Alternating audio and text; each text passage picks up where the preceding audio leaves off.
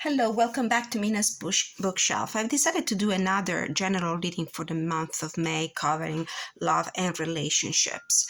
But since the previous one was meant for people who are single and looking for love, this one will be meant for people who are in a relationship and they need some clarity about what is going on in the romantic dynamics with their partners. So, you will be able to find the list of decks that I'm using in the description of the box of the video, and don't forget that I'm always available for personal reading. So if you recognize in the storyline that I will be laying out on the table here right now, you can always contact me at the email address you can find in the description box of this video. Contact me for any other concern, for any other kind of reading. And let's begin with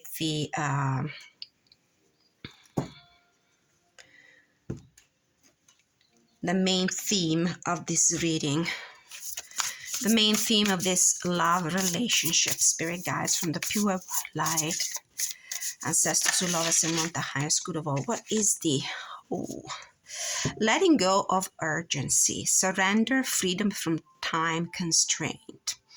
So we have a clear vision here, a clear visual of a relationship that is somehow cluttered, hindered by many other commitments, many other errands, and it seems like we might not have the time to nurture this relationship. Letting go of urgency. I see a calendar here. I see clocks hanging from the wall and the tree branches here. And there's a computer with a lot of post-its, and there's a pile of paperwork, and there's an hourglass. So it feels like we have a sense of urgency for something. It's either because there's so much going on in our personal lives, and whoever is concerned by this reading might find it very hard to reconcile work and private life and personal life and relationship. And it feels like there's so much to do. It could also be a sense of urgency, maybe to get to a specific goal within this love relationship. So let's see how this situation will play out. On the bottom of the deck, just out of curiosity, achievement, completion, reward. Well, I do feel like this person is running towards this specific goal. So it's either because you have so much going on in your life and you really want to achieve everything, you want it all. It could also be that you have a sense of urgency to complete a certain cycle, to achieve a certain goal within the relationship itself. So let's see.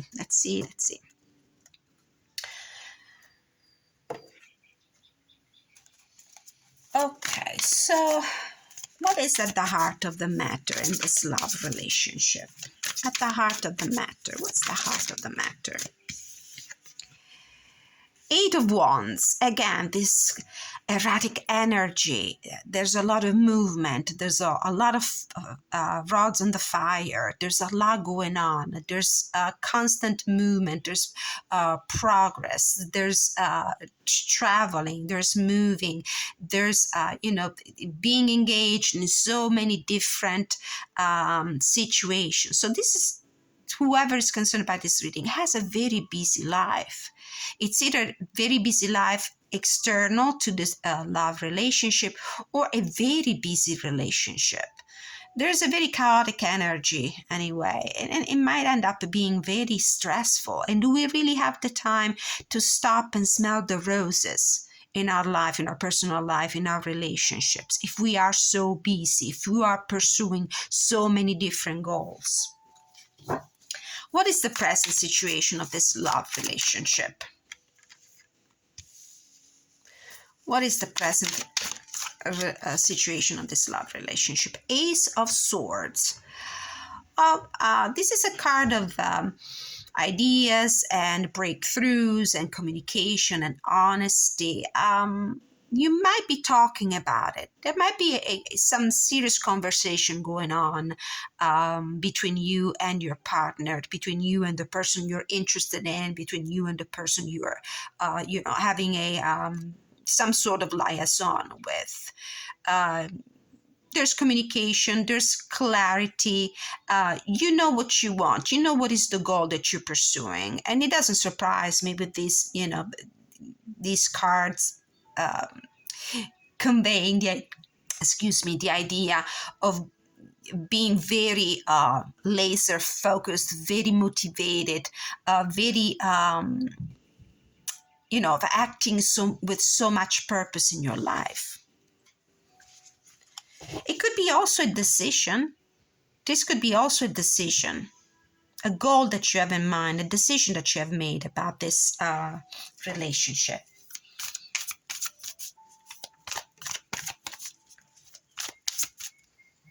Next question. What's in the past? Let's put this here. What's in the past? Let's see if you can recognize yourself in the story based on these cards. What's in the past of this relationship? 9 of Swords. There's a lot of anxiety. The person represented here in this card, and then also explained in the Heart of the Matter, it is an anxious person, must be anxious. This person's anxious about all the things they need to do, all the things the tasks they need to complete, all the goals that they need to achieve. This person is an overdoer, and I don't think this person, if it's you or your partner, have a moment of peace. Your life is certainly not quiet, and you have this sense of anxiety pervading the whole situation. Maybe you're anxious about, legitimizing in some sort of way, legalizing in some sort of way this relationship, because the Ace of Swords could be also a card of legal documents. I don't know if maybe there is your goal is to legitimize, finalize, making this situation official in some sort of way. Maybe you're thinking of, putting house together, moving in together, getting married, moving to the next level of the relationship. If these are not other external things happening in your life or in your partner's, the other person's life. But certainly there's a lot of anxiety. It's like this person cannot live in the present. It's always concerned about what's coming next. What is the next thing I need to do? So they're living in the future. They're worrying about the past. They're worrying about the future, but they're not living in the present moment. And are you really enjoying a relationship in this way? There's a calendar here. There's a date, a specific date. I don't know if this is meaningful for anybody. 17.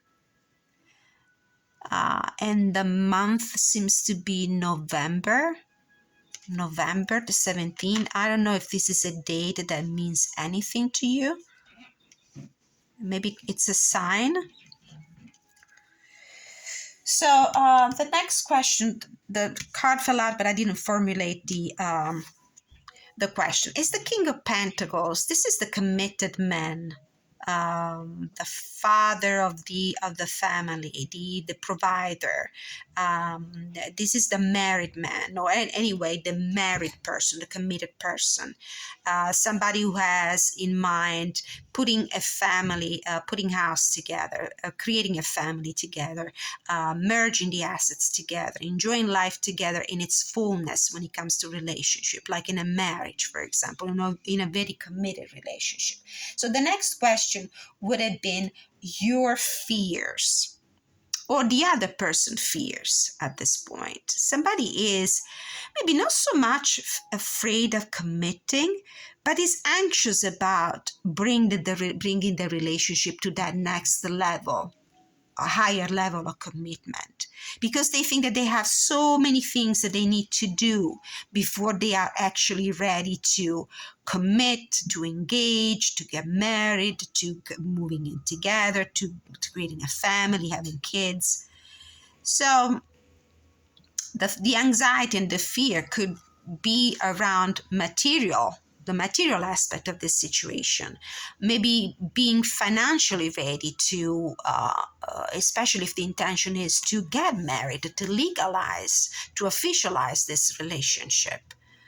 And I think that anybody who is thinking about, proposing, getting married, moving in knows how difficult it is, especially if you have in mind as a goal the goal of creating a family. Especially nowadays, being financially prepared is such a big concern. Next question. Influences around you, external influences around you and your person that might have an influence on your relationship, an impact on your relationship. So what are the external influences that have an impact on your relationship? Temperance. Finding a compromise, finding a middle ground, having patience.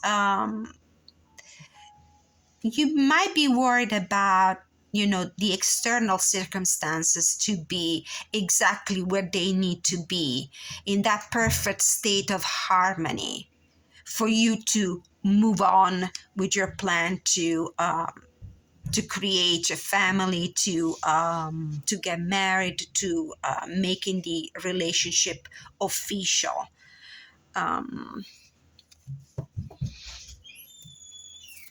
Next question. What is your next step? What is your next step in this relationship? Next step in this relationship.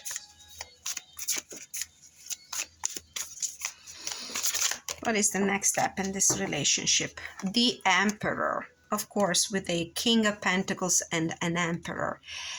This is a serious commitment. This is the commitment to get married, create a family, being a committed partner, being serious, reliable, responsible, and making some serious monumental decisions here. Consider the weight of the major arcana.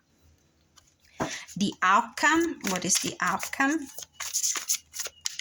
After you take this step, what is the outcome of this relationship? What is the outcome of this relationship?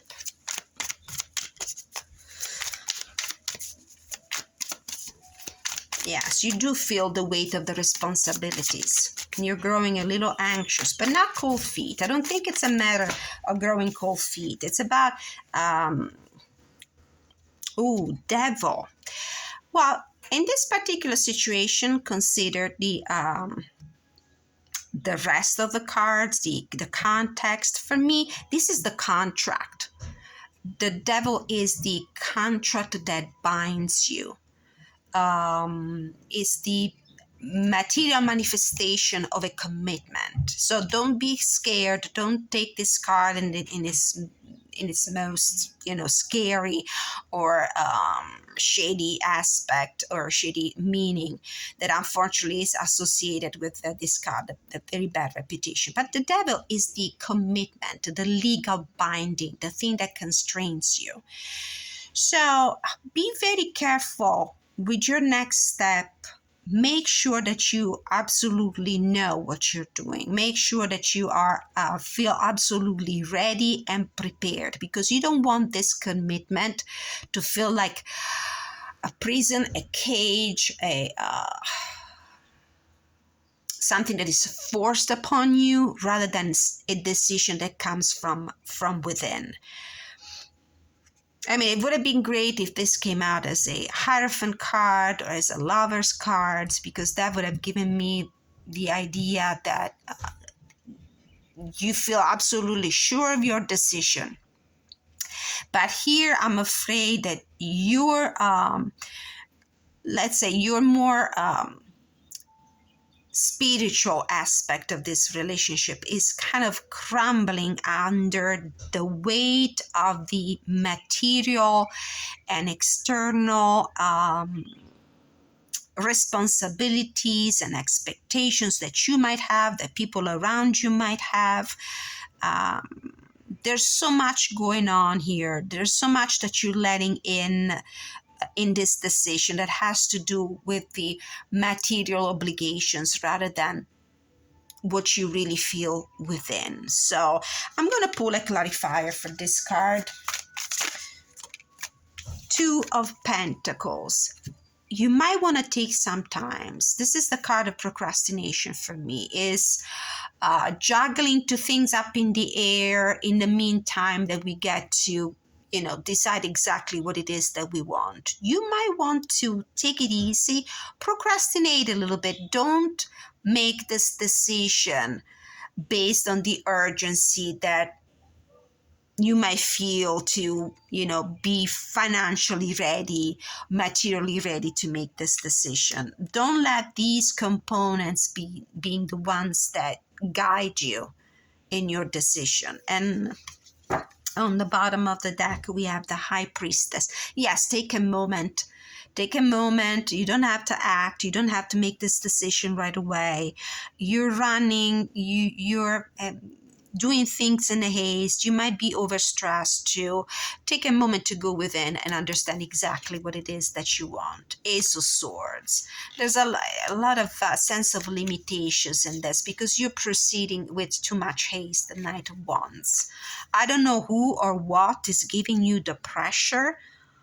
This idea that you have to, these constraints. This is the Devil card, is the card of constraints. This is all the things that are putting a lot of pressure on you. And I do feel like you need to take it easy. Let all this stuff go for right now.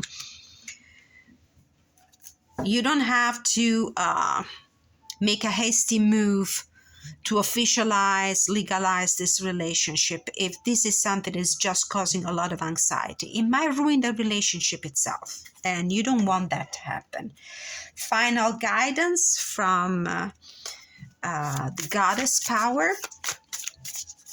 What's the final guidance you need to receive in this relationship? What is the final guidance you need to receive? Okay, so we have truth, flow, and the past.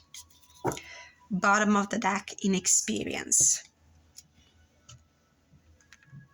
Truth, flow, and the past. We'll read the truth meaning since it's the first one that came out.